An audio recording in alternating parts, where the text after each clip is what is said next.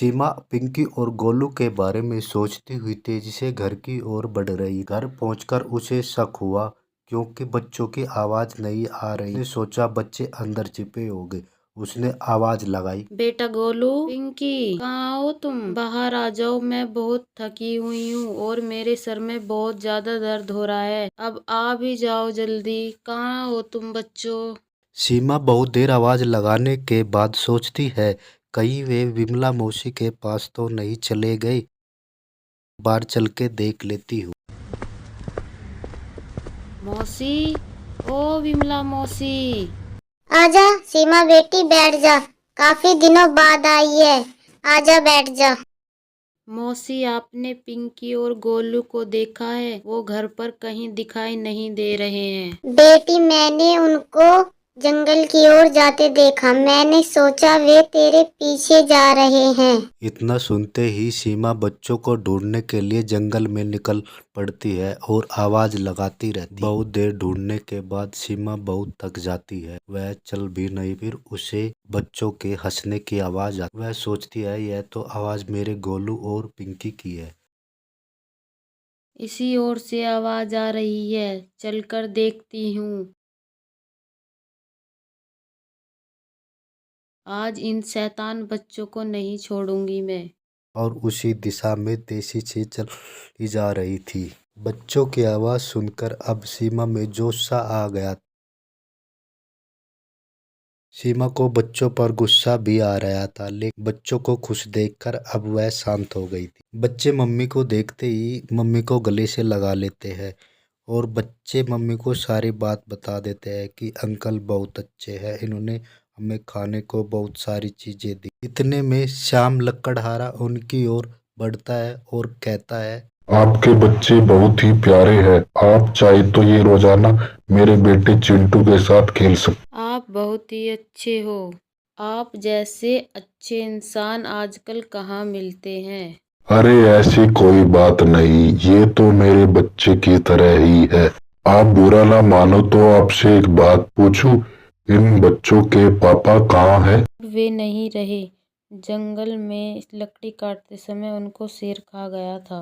ओह, ये तो बहुत बुरा हुआ। इस तरह से वे आपस में बहुत सारी बात करते हैं और बहुत ही खुश होते हैं एक दूसरे से मिल। कुछ दिनों बाद शाम और सीमा शादी करके शाम के घर हंसी खुशी रहने लगते हैं। पिंकी और गोलू भी अब नए घर में अब बहुत खुश थे। इस तरह से उनके कुछ दिन बीतते हैं, लेकिन उनकी जिंदगी में एक बहुत ही भयानक दिन आया। एक दिन जब श्याम जंगल में लकड़ी काटकर शाम के समय घर लौट रहा था, तो उसे रास्ते में शेर के दहाड़ने की आवाज आती है, जैसे मानो शेर उसके आसपास ही हो। वह डर जाता है और झटपट से पेड़ पर चढ़ने लगता है। तब भी शेर दौड़ के आता है और छलांग लगाकर शाम को पेड़ से नीचे गिरा देता है और शाम को शेर मारकर खा जाता है। यह भयानक दृश्य गांव का रामू देख लेता है और श्यामू के घर की ओर दौड़ पड़ता है। उधर श्यामा श्यामू के घर आने की राह देख रही थी। वह रामू को उसकी तरफ दौड़ते हुए देखकर काफी डर जाती है और कहती है, रामू, क्या हुआ? रामू जंगल का सारा भयानक दृश्य सीमा को बता देता है। सीमा की खुशी को पता नहीं किसकी नजर लग गई, लेकिन बच्चों को खुश देखकर वह सब भूल जाती है और दोबारा से पहले की तरह रहने लगती है। ऐसे ही कुछ दिन बीतते हैं और एक दिन सीमा बच्चों के लिए अलग अलग 3 मार्केट से सरप्राइज गिफ्ट लेकर घर आती है। रास्ते में श्यामू के हिस्से का गिफ्ट रास्ते में गिर जाता है, लेकिन सीमा को पता नहीं चलता। वह घर पहुंचती है। ये लो पिंकी, आपका गिफ्ट। ये लो गोलू, आपका गिफ्ट। अरे ये क्या, शामू का गिफ्ट कहीं गिर गया है। सीमा पिंकी और गोलू दोनों को श्यामू को अपना गिफ्ट देने के लिए बोलती है, लेकिन वे दोनों से मना कर देते हैं। इस तरह से श्यामू को बहुत बुरा लगता है। वह मन ही मन सोचता है, मैं सौतेला हूँ इसलिए मेरे लिए लाई नहीं होगी। ऐसे ही कुछ दिन बीतते हैं। फिर एक दिन सीमा बच्चों को नहला रही पिंकी और गोलू को बारी बारी से नहला देती है, लेकिन जब श्यामू का नंबर आता है तभी रामू आ जाता है और सीमा से बोलता है, चाची, अरे ओ चाची, आपकी मौसी विमला की बहुत ही हालत खराब है और आपको बुला रही है। सीमा सब कुछ छोड़कर विमला मौसी से मिलने दौड़ पड़ती है। श्यामू को ये देखकर मन ही मन बहुत बुरा लगता है और वह सोचता है, यदि मुझे माँ का प्यार पाना है इन दोनों को मारना पड़ेगा। अगली सुबह जब सीमा चली जाती है, श्यामू पिंकी और गोलू को जंगल में उस गहरे गड्ढे के पास ले जाता है जहाँ अक्सर उसके पापा श्याम उससे जाने के लिए मना करते। श्यामू उस गहरे गड्ढे में उन दोनों को गिरा देता है और दाई बाई और देखकर घर की ओर दौड़ पड़ता है और घर जाकर माँ के आने का इंतजार करने लगा। माँ को आते देखकर श्यामू मगरमच्छ के आंसू रोने लगता है और कहता है, और वहाँ उनको शेर खा गया।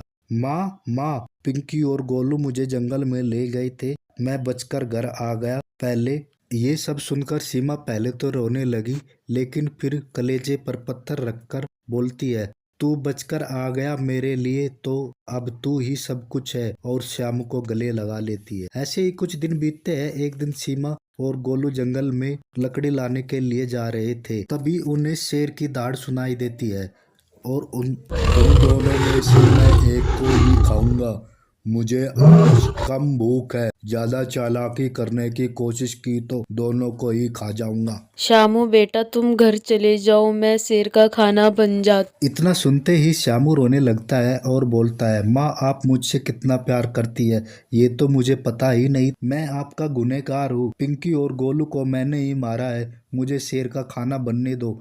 मैं कितना दुर्भाग्य हूँ कि मैंने इतना प्यार करने वाली माँ को धोखा दिया, मैंने उनके बच्चों को मार दिया।